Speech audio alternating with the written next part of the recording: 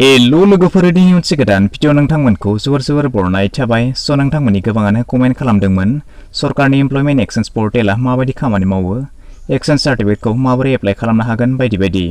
स' नाय मुगाया आथिखालाव डिजिटेलजों खारफादों, गासै खामानिया डिजिटाइज जानो थांगासिनो दङ। बेबायदि समाव आसामनि गिबि मन्त्रि डक्टर हिमन्त बिश्व शर्मा बिथाङाबो आसामखौ गंसे डिजिटाइज स्टेट खालामनो थांगासिनो दङ। सिगाङाव नोंथांमोना मोनसे जब एप्लाइ खालामनो थाखाय गोबां फिजिकेल हार्डवर्क खालामनो गोनां जादोंमोन। बबेबा दखाननिफ्राय नटिफिकेशन फर्म नागिरनानै लायथां, बेखौ फिलआप खालाम, फिन पोस्ट अफिससिम थां, बेंकआव डिमान्ड ड्राफ्ट खालाम, बेसेबां हार्डवर्क खालामनो गोनां दङमोन। फारसेथिंजाय आथिखालाव बोथोर आरो थासारियाबो सिगांनि बायदि नंलिया, जेराव मेराव थांनो हालिया, गोलाव लाइन जानाय नंलिया। स' बेखायनो बेफोर गासै जेंनाखौ माबोरै मोनसे जायगायावनो आरो खम समनि गेजेरावनो सुफुंनो हायो, बेनि थाखाय बे एमप्लयमेन्ट एक्सचेन्ज पर्टेलखौ बानायनाय जादों। बिदिब्ला बेनि बागै नोंथांमोननो गासै खौरांखौ आबुङै फोरमायनानै होनाय जागोन। बेखायनो भिडिअखौ एसेबो स्किप खालामालासे जोबजासिमल' नायलांबाय थादो।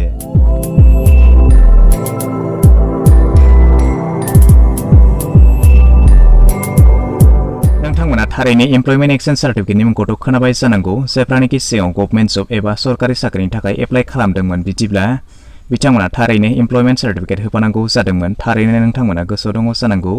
नाथाय जायफ्रानोखि दासिमबो एमप्लयमेन्ट एक्सचेन्ज सार्टिफिकेट नुफेराखै एबा आखायाव गैया, बिदिब्ला बिथांमोना दा एमप्लयमेन्ट एक्सचेन्ज सार्टिफिकेटनि सायाव मिन्थिनांगौआ गोनां जानानै फैदों। नोंथांमोना मिथिगौ, सिगाङाव एमप्लयमेन्ट सार्टिफिकेट बानायनो थाखाय जिल्लानि एमप्लयमेन्ट एक्सचेन्ज अफिसाव थांनानै गोलाव लाइन जानानै अफलाइनाव बेखौ एप्लाइ खालामनांगौ जादोंमोन। नाथाय दा बेफोर गासै जेंनाखौ हिमन्त सरकारा बोस्रांनायनि थांखि लानाय जादों आरो दा अनलाइननि गेजेरजों गोरलैयैनो न'आव जिरायनानैनो मबाइलनि गेजेरजों एप्लाइ खालामनो हानायनि सुबिदा खालामनानै होदों। आरो बेनि जि एमप्लयमेन्ट सार्टिफिकेट, बेबो नोंथांनि न'सिम गावनो गाव सफैनायनि सुबिदा खालामनानै होदों। बेवहाय आसाम सरकारा एमप्लयमेन्ट एक्सचेन्ज पर्टेल बानायनायनि थांखिया बे मोनसेल' नङा, बेवहाय गोबां थांखिफोर लानानै बे वेब पर्टेलखौ बानायनाय जादों होननानै रायजो सरकारा मोनथिनो होदों। बेनिनो गुबै आरो गाहाय मोनथाम थांखिफोरखौ आं नोंथांमोननो बेवहाय गुसुङै फोरमायनानै होनि। गिबियावनो दङ, नोंथांमोना दा गाव गावनि मबाइलनि गेजेरजों बेवहाय एमप्लयमेन्ट एक्सचेन्ज सार्टिफिकेटखौ एप्लाइ खालामनो हागोन। नैथियावनो दङ, रायजोआव सोलिबाय थानाय आनएमप्लयमेन्टनि जेंनाखौ बोस्रांनो थाखाय नाजानाय जादों। थामथियावनो दङ, रायजोआव, हादराव आरो मुलुगनाङारि मा रोखोमनि आरो बबे डिपार्टमेन्टआव बेसेबां माबायदि साख्रि ओंखारदों, बेखौ बेवहाय नायनानै एप्लाइ खालामनो हानायनि सुबिदा खालामनानै होदों। नाथाय बे पर्टेलाव बेफोर गासै सुबिदाखौ मोननो थाखाय नोंथांमोना माखासे सम होबावनांगोन होननानै बुंदों। स' बेवहाय दा नोंथांमोना उइथ आधार आरो उइदाउट आधार आइडिजों फैगौ 31 मार्चसिम रेजिस्ट्रेसन खालामनो हानायनि सुबिदा नोंथांमोननो खालामनानै होदों। स' नोंथांमोना बे समहालागै नोंथांमोना बेवहाय रेजिस्ट्रेसन खालामनानै एमप्लयमेन्ट एक्सचेन्जनि बे पर्टेलाव फैनो थाखाय नोंथांमोना नोंथांमोननि मबाइलजों नङाब्ला पिसिजों नोंथांमोना जायखिजाया मोनसे ब्राउजारखौ अपेन खालामनानै सार्च बाराव टाइप खालामनानै होब्लानो जाबाय employment.assam.gov.in लिरनानै नोंथांमोना बेबायदि सार्च खालामनानै होनांगोन। नङाब्ला भिडिअनि डिसक्रिपसनाव आं बेनि लिंकखौ होनानै दोनदों, नोंथांमोना बेनिफ्रायबो डाइरेक्ट लिंक जाफैनो हागोन। अब्ला नोंथांमोना एमप्लयमेन्ट एक्सचेन्जनि जि पर्टेल, बेवहाय नोंथांमोना सफैनो हागोन।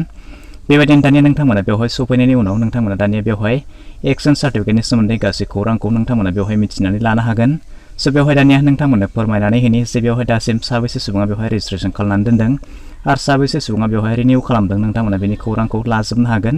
स' बेवहाय दानिया नोंथांमोना नायदो, नोंथांमोना नुनो मोनदों 11,326 सुबुङा बेवहाय रेजिस्टार खालामनानै दोनदों। बेबायदिनो 1,715 सुबुङा दासिम बेवहाय रेजिस्ट्रेसन खालामनानै दोनदों।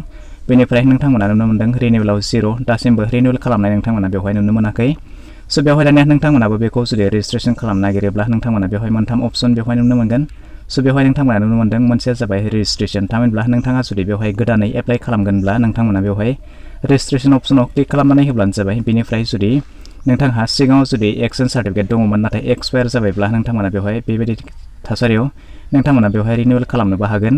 बेबायदिनो रेजिस्ट्रेसन, जुदि नोंथाङा सिगाङाव एप्लाइ खालामदोंमोन नाथाय बियो रिजेक्ट जादोंब्ला एबा नोंथांमोना जुदि दानफिनदोंब्ला बेखौ नोंथांमोना रेजिस्ट्रेसनबो खालामनायनि सुबिदा बेवहाय नोंथांमोना बेवहाय जायफोर बिथांमोनाखि एक्सचेन्ज सार्टिफिकेट बानायनो नागिरो, बिदिब्ला बिथांमोना नुनो मोनदोंमोन बेवहाय मोनथाम अप्सन।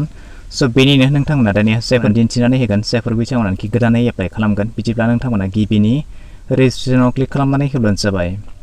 क्लिक खालामनानै होनायनि उनाव नोंथांमोनखौ बेवहाय सोंनाय जादों you will now proceed to the ARTPS portal. नोंथांमोनखौ गुबुन मोनसे पर्टेलाव लानानै थांनाय जागोन। बेखायनो नोंथांमोना बेवहाय कन्टिनिउआव क्लिक खालामनानै होब्लानो जाबाय। बेबायदि क्लिक खालामनानै होनायनि उनाव नोंथांमोनखौ गुबुन मोनसे पर्टेलनि गेजेरजों लानानै थांनाय जागोन आरो नोंथांमोना बेवहाय नोंथांमोननि जि एक्सचेन्ज सार्टिफिकेट बेखौ बेवहाय एप्लाइ खालामनो हागोन। स' बेनिनो दानिया नोंथांमोना बेवहाय एक्सचेन्ज सार्टिफिकेटनि सोमोन्दै माखासे इनस्ट्राक्सन होनानै दोननाय जादों। नोंथांमोना बेवहाय गासैखौबो आबुङै फरायोब्ला फरायनानैबो लानो हागोन।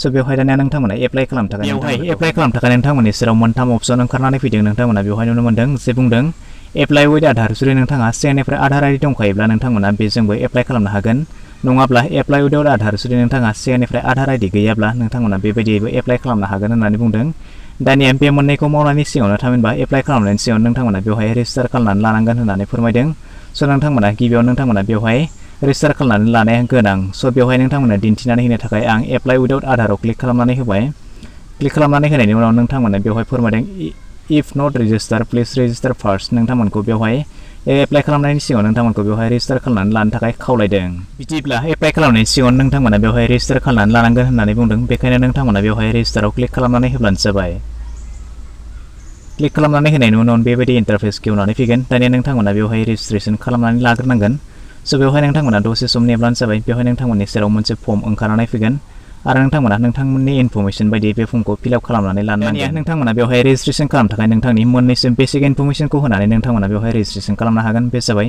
नोंथांनि नाम मोनसे इमेल आइडि आरो बेबायदिनो नोंथांनि फन नाम्बार बेबायदिनो नोंथांमोना बेवहाय मोनसे पासवर्ड बानायनानै लानो थाखायबो खावलायदों आरो बे पासवर्डआ 8 निफ्राय 15 केरेक्टारनि गेजेराव जानो नांगोन होननानै बुंदों लोगोसे नोंथांमोना बेवहाय नोंथांनि स्टेटखौ सेलेक्ट खालामनानै लानो थाखाय खावलायदों बेनिफ्राय नोंथांमोना बेवहाय मोनसे केपचा कड नुनो मोनदों बे केपचा क'डखौ बेवहाय एन्टार खालामनानै होनो थाखाय खावलायदों बेनिफ्राय नोंथांमोना बेवहाय साबमिट खालामनानै होनो हागोन स' बेबायदिनो आं दासिम बेवहाय आइडि बानायनानै लानाय जायाखै बेखायनो नोंथांमोना बेवहाय रेजिस्ट्रेसन खालामनो हानायनि थामहिनबा रेजिस्ट्रेसन खालामनानै दिन्थिनो हानाय जायाखिसै स' नोंथांमोना बेबायदिनो रेजिस्ट्रेसन खालामनानै गावबा गावनि एप्लाइखौ खालामनानै लानो हागोन बेवहाय नोंथाङा जे एप्लाइ खालामबाय बेनि डेशबर्डखौ नोंथांमोना बेवहाय चेक खालामनो हागोन बेवहाय नोंथांमोना 3 डट नुनो मोनदों बेवहाय नोंथांमोना क्लिक खालामनानै होब्लानो जाबाय क्लिक खालामनानै होनाय नोंथांमोना बेयाव नुनो मोनदों डेशबर्ड नोंथांमोना बेवहाय क्लिक खालामनानै होयोब्ला नोंथांनि जि डेशबर्ड बेबायदि ओंखारनानै बेवहाय डेशबर्डनि गेजेराव नोंथांमोना बेवहाय नुनो मोनदों नोंथाङा एप्लाइ खालामदोंमोन साबेसे सुबुङा बेवहाय एप्लाइ खालामदों साबेसेया रिजेक्ट जादों बिदिनो साबेसे दासिम मोननो हाखो बेबायदिनो नोंथांमोना मेल फिमेल बेसेबां पार्सेन्ट दङ बेफोर गासै इनफरमेसनखौ नोंथांमोना बेवहाय मोननो हागोन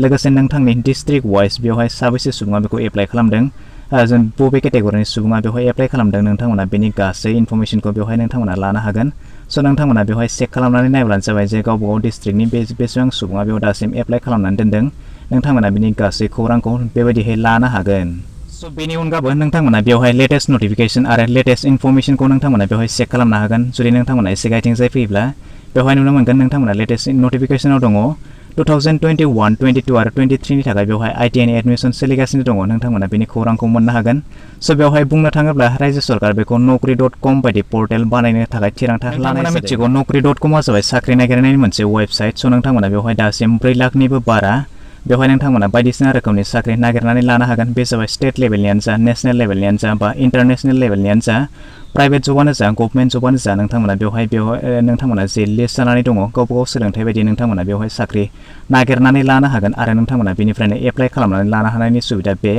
नौकरी.com आ नोंथांमोननो होगासिनो दङ स' बेबायदिनो रायजोनि गिबि मन्त्रि डक्टर हिमन्त बिश्व शर्मा बिथाङाबो इमप्लयमेन्ट एक्सचेन्ज पर्टेलखौ बेबायदि नौकरी.com बायदि वेबसाइट बानायनो थाखाय थांखि लानाय जादों जाहाथे आसामनि आनएमप्लयमेन्ट जेंनाखौ बोस्रांनो हायो आरो बे वेब पर्टेलनि गेजेरजों गोरलैयैनो न'आव जिरायनानैनो खम समनि गेजेराव जाहाथे साफ्रोम लाइमोन सेंग्रा सिख्लाफ्रानो साख्रि नागिरनानै लानो हायो बेनि सुबिदानि थाखाय बे थांखिखौ लानाय जादों।